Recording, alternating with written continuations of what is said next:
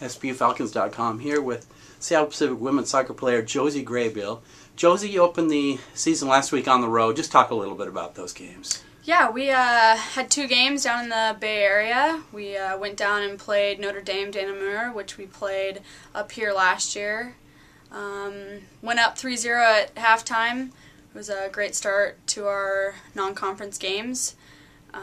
Conceded a goal in the second half, ended up winning 3-1, but it's a little bit difficult playing on the road, but we need to be able to win anywhere, and it's nice to be able to get a win out when we're not playing at our best, because that means when we do play at our best, it's going to be ugly for the other teams. So what was your team doing right in that first half that things were clicking so well? Our forwards are being dangerous. We've got, in my opinion, 3 of the best forwards in the country, and they were just really moving off the ball and getting shots off and really being really dangerous. And then our midfield was winning those first and second balls. We got Brittany and Demi in the midfield. They're big girls. They're going to win all those first balls. And then being solid in the back. We got 2 freshmen in the back right now, but they're holding their own, and we're doing a good job of keeping it out of our net for the most part. So. Then on Saturday in a game against San Marcos, it lost 2-1, but outshot them and got a late goal by Brittany Langdon and had several chances after that to tie. Just couldn't put it in the net. Talk a little bit about that game. Yeah, it just seemed like a day where everything was not going our way. Usually every game you get 2 or 3 players that just, it's not their best the game. Their touch is off, but they work hard. And, on that day we had 11 players that didn't have their best game. It was really kind of strange. Everyone had their touch was off, and we didn't do a good job of compromising with hard work to offset that a little bit. But Britt came in late in the second half, scored a great goal for us, picked the team up, really won all those first balls. Unfortunately, when you do it with 5 minutes, it doesn't give you much time to come back. I'm sure if we would have had another 15, we would have scored possibly 2 and won the game. But it's a good lesson for us. It's there's a lot of times that there's a lot of pressure on SPU. To be, the team that's always in the tournament, and they always win the conference championship, and this year we gotta prove it. So it was as frustrating as it is. I hate losing more than anyone, I'm sure.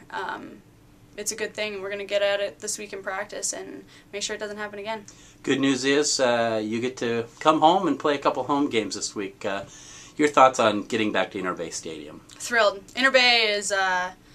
It's a place where people don't want to come play, and I'm glad we make it that way. So it's really important for us to come back home, defend our stadium, defend our home, get back in the swing of things. Really looking forward to just taking to Azusa and Hawaii Pacific. It's going to be, I feel bad for them. We got a lot of frustration from the last game that we're going to take out on them. So.